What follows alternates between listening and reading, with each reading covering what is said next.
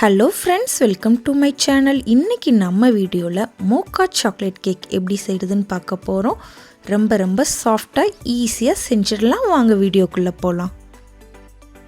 First ஒரு பெரிய பவுல் எடுத்துக்கோங்க. அதில் ரெண்டு முட்டையை மட்டும் உடச்சி ஊற்றிக்கோங்க. அதுக்கப்புறமா எக் பீட்டர் எடுத்துக்கோங்க. எக் பீட்டர் வச்சு முட்டையை நல்லா பீட் பண்ணிடுங்க.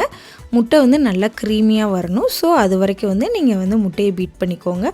இப்போ நம்ம கேக் செய்கிறதுக்கு முன்னாடி நம்மளுக்கு கேக் செய்ய என்னென்ன திங்ஸ் எல்லாம் தேவையோ அதெல்லாம் ரெடியாக எடுத்து வச்சுக்கோங்க. அப்போ தான் கேக் செய்கிறதுக்கு ரொம்ப ஈஸியாக இருக்கும். இப்போ நம்ம சுகர் ஆட் பண்ண போகிறோம். 1 கப், அதாவது 200 கிராம் அளவு சுகர் நம்ம ஆட் பண்ணிக்கலாம்.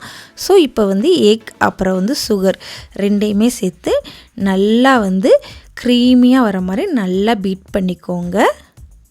இப்போ தான் நீங்கள் கேக் ஃபஸ்ட்டு ட்ரை பண்ணுறீங்க அப்படின்னா ரொம்ப சிம்பிளாக இதே மாதிரி எல்லா ஸ்டெப்ஸையும் நீங்கள் ஃபாலோ பண்ணிங்கன்னா கேக் சூப்பராக இருக்கும். ரொம்ப சாஃப்டாக, ரொம்ப மாய்ஸ்சரைசிங்காக சூப்பராக இருக்கும். இதே மாதிரி நீங்கள் ஃபாலோ பண்ணுங்கள். பார்த்தீங்களா, நல்லா எக் இந்த மாதிரி நல்லா க்ரீமியாக பீட் ஆகணும். ஸோ அது வரைக்கும் கரெக்டாக பீட் பண்ணிக்கோங்க. இப்போ நீங்கள் வெண்ணிலா எசன்ஸ் சேர்த்துக்கலாம். 1 டீஸ்பூன் அளவு நீங்கள் ஆட் பண்ணிக்கோங்க. இப்போ பால் ஆட் பண்ணிக்கலாம். 1 கப் அளவு 240 ml அளவு பால் ஆட் பண்ணிக்கோங்க. கொஞ்சம் வார்மாக ஆட் பண்ணிக்கோங்க. இப்போ இதையும் சேர்த்து நல்லா பீட் பண்ணிக்கோங்க. இப்போ பால் ரொம்ப சூடாக இருக்கக்கூடாது, லைட்டான சூட்டில் இருந்தால் போதும். இப்போ எண்ணெய் ஆட் பண்ணிக்கோங்க. 1/2 கப் 120 ml அளவு எண்ணெய் ஆட் பண்ணிக்கோங்க. இப்போ இதையும் லைட்டாக பீட் பண்ணிக்கோங்க. இப்போ இந்த வெட்டான ஐட்டத்தெல்லாம் நல்லாவே நம்ம பீட் பண்ணிக்கலாம். ஒன்றுமே செய்யாது. ஆனால் நம்ம மாவு ஆட் பண்ணுறப்ப ரொம்ப பீட் பண்ணக்கூடாது. அதுதான் ரொம்ப முக்கியம். ஸோ இப்போ நம்ம தேவையான ஐட்டத்தெல்லாம் ஆட் பண்ணிக்கலாம். மாவு கேக் ஃப்ளார் 210 கிராம் அளவு கேக் ஃப்ளார் ஆட் பண்ணிக்கோங்க. இல்லைன்னா ஆல் பர்பஸ் ஃப்ளார் இருந்தாலும் நீங்கள் ஆட் பண்ணிக்கோங்க.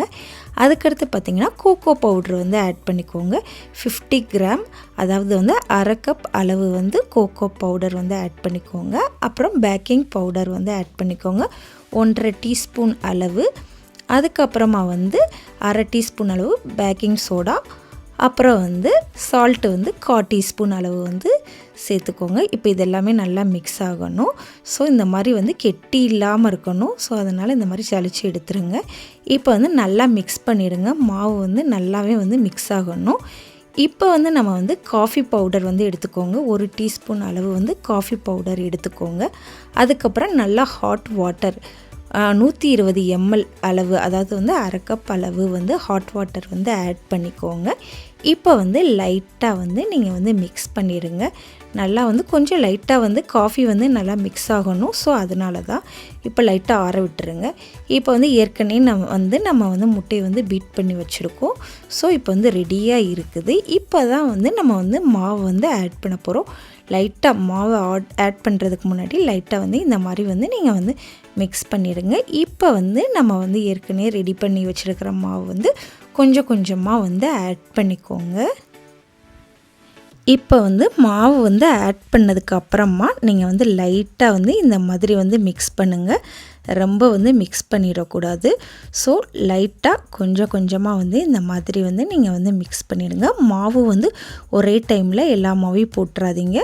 ஃபஸ்ட்டு லைட்டாக கொஞ்சம் மிக்ஸ் ஆனதுக்கு அப்புறமா இன்னும் கொஞ்சம் மாவு வச்சுருப்பீங்களா, அதை செகண்ட் டைம் ஆட் பண்ணி லைட்டாக இந்த மாதிரி நீங்கள் மிக்ஸ் பண்ணுங்கள். ஓரளவு லிக்யூடாக இருக்கும். ஸோ அதுக்கப்புறமா பார்த்திங்கன்னா ஓரளவு லிக்யூடாக இருக்குது. இன்னும் லிக்யூடாக இருக்கணும். ஸோ இப்போ நம்ம 120 ml அளவு நம்ம காஃபி பவுடர் தண்ணியில் கரைச்சி வச்சுருந்தோம்ல. ஸோ இது காஃபி ஃப்ளேவர் வரதுக்காக இப்போ நம்ம இந்த காஃபி வாட்டர் நம்ம ஆட் பண்ண போகிறோம். ஸோ இதை ஆட் பண்ணிவிட்டு லைட்டாக நீங்கள் மிக்ஸ் பண்ணுங்கள்.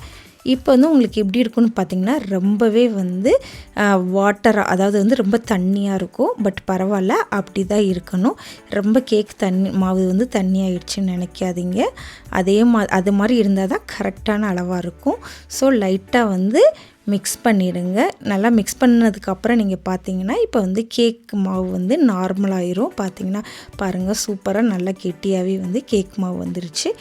இப்போ வந்து நம்ம வந்து ஒரு டின்னில் வந்து ஊற்ற போகிறோம். ஸோ அதுக்கு முன்னாடி வந்து நீங்கள் எந்த ட்ரேயில் வந்து ஊற்ற போகிறீங்களோ அதில் வந்து ஃபஸ்ட்டு வந்து பேக்கிங் அந்த சீட் இருக்கும், அந்த பட்டர் சீட், அதை தடவிட்டு அப்படியே அந்த கேக் மாவு வந்து அப்படியே ஊற்றிடுங்க. இந்த வந்து இதுக்கு முன்னாடி இந்த பட்டர் சீட்டு வைக்கிறதுக்கு முன்னாடி நீங்கள் வந்து பட்டர் இல்லாட்டினா எண்ணெய் ஃபுல்லாக அப்ளை பண்ணிவிட்டு சீட்டை வந்து வைங்க. அப்போ தான் வந்து கேக் வந்து சைடுலெலாம் ஒட்டாமல் இருக்கும்.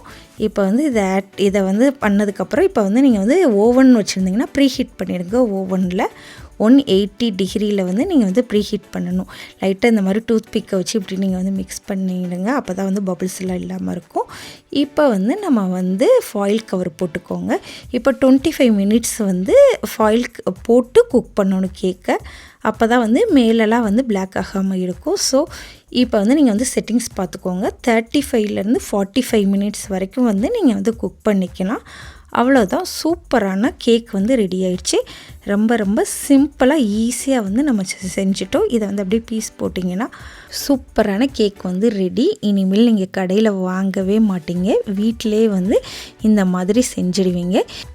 உங்களுக்கு என்னோடய வீடியோ பிடிச்சிருந்துச்சுன்னா மறக்காமல் நம்ம சேனலை வந்து சப்ஸ்கிரைப் பண்ணிடுங்க. அப்புறம் லைக் பண்ண மறந்துடாதீங்க. ஓகே, பாய். நெக்ஸ்ட் வீடியோவில் பார்க்கலாம்.